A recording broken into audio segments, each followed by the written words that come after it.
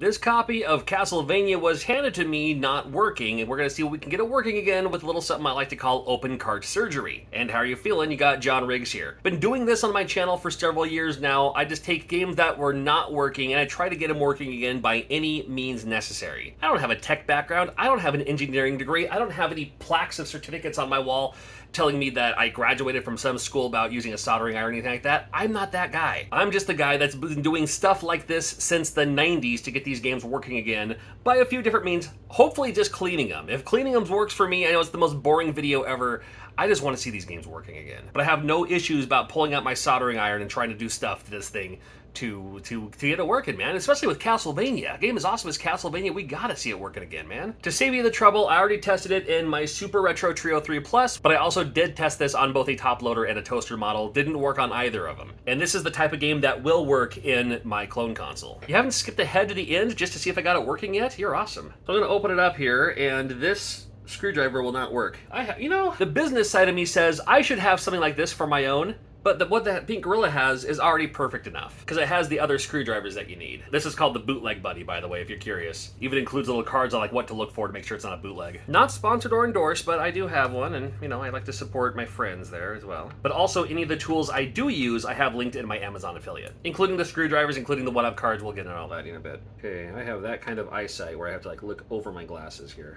Now I just hyped up the Bootleg Buddy, and this screwdriver's not gonna work. That's right. I also have one of these that has all of this and all of these. Gotta find out which one will actually work on this thing. It could be a little bit bigger. Huh. Drop that on the floor for safekeeping, apparently. Oh, that should work beautifully. So this has 3 screws, and they are the old-fashioned Phillips screwdriver type screws. And once again, mowing the lawn right when I start recording a video. They weren't mowing a second ago.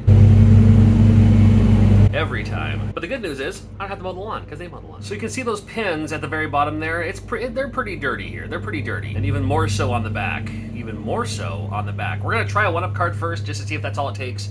Actually, I may just skip the one-up card, go straight to the Bright Boy, because I don't think a one-up card will do one... Well, let's try the one-up card first, just in case. And if you're like, what's a one-up card? These are one-up cards. Fluid side and the dry side. This one has my face on it. You can actually purchase these through Amazon. Again, link in the description below. That's a clean one. I have a dirty one right here, though. It's actually one of my older one-up cards with my old face. Look at that. I've had this one for a minute. Look how grungy this thing is. It's probably time I retire it. But it still works. Q-tips and rubbing alcohol, that'll be fine too. Q-tips and rubbing, see, that's all I'm doing. It's just a little bit like that, you know. You know, some people say do the up and down motion. That's fine. Dry side, just kind of buffs it out, you know. I know it's rubbing alcohol or whatever, but you don't want to leave any residue on it if you don't have to.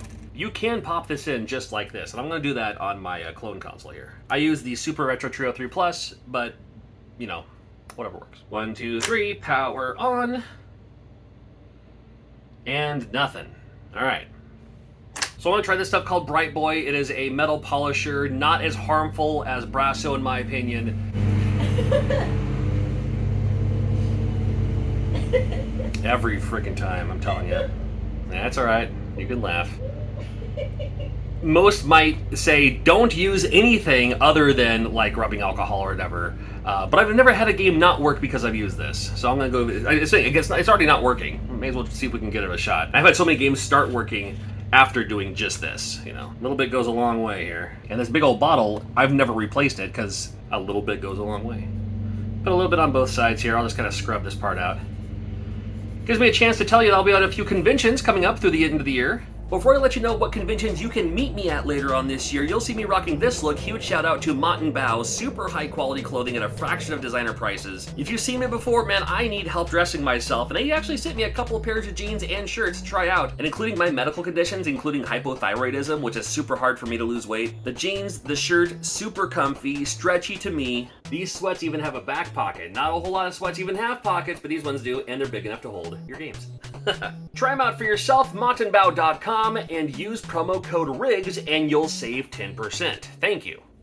You can find me at the Portland Retro Gaming Expo mid-October. That's in Portland, Oregon, one of my favorites. The end of October, I'll be in Nashville for Music City Multicon. I've never been to this one and should be a fun time. It's a little bit of everything. It's like games, comics, anime, whatever else, you know. So it's all included all in the same thing. Mid-November, Destin, Florida. I'll be at Really Rad Weekend. That's going to be an awesome time. Much rather be in Florida in November than, you know, Washington State in the same month, right? And I have already accepted an invite for a convention in 2023. Conventions are booking invites earlier and earlier because so many conventions also overlay. They happen to be on the same month. These things happen. And I will announce that when they announce it, but that'll be a fun one. And we'll see what other conventions 2023 hold, you know? Never know. That right there was the wet side, and then that was the dry side. And again, I'm just gonna pop it in just like this. Hopefully it works. 1, 2, 3.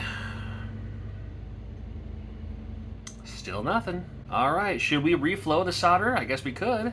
So reflowing the solder, this is the game here. It's on a UN ROM board, not that it matters. But it contains these two chips. This is the PRG, this is the CHR. Again, not that it matters. But these are the two I'm going to reflow the solder, because sometimes, and also Castlevania is notorious for having like these ROM chips go bad. For some reason, it just seems like it anyway. I don't know if there's any official documentation on that. But that just means these pins here and those pins there, just these ones, that row, these ones, that row. Those are the only ones I'm going to worry about. Those are the only ones I'm going to worry about. And reflowing the solder, it doesn't mean to add new solder to it. I mean, I guess you could. It just means to take the solder that's already there and heat it up and then just let it go.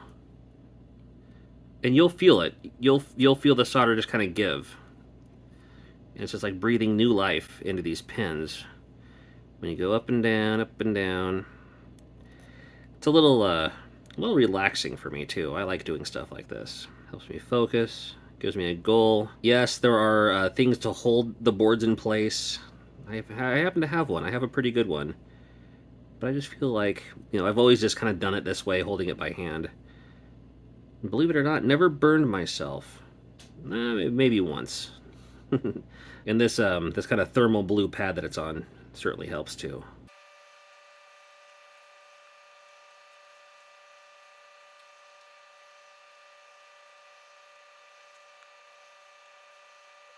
Okay. And people ask me what kind of soldering iron I have. I can kind of show you here. Let me unplug it from the source. I have this soldering iron that looks like this. And although this one's a pretty fancy one, trust me, I used a Walmart $5-6 soldering iron for years. So long as you're comfortable with soldering, whatever one you feel best with. I do like this one a lot, though, because you can control the temperature. And now that that's all taken care of, let's pop this in and hope that it works. Come on, baby. I don't want to have to do like a board swap or anything. We got it. We got it. Yeah, so sometimes cleaning is fine. Cleaning works most of the time. What I'm saying is, just because the game doesn't work, don't throw it away. It may still work, whether it be by your own means, by taking care of it, or worst case scenario, you can always try sending it my way, and I'll get to it when I get a chance. Just like with this game and Castlevania. Thanks for watching always. So many more open cart surgery videos I've done in the past. Make sure you can binge the whole playlist if you'd like, but check out some of these recent ones as well. We'll see you again real soon.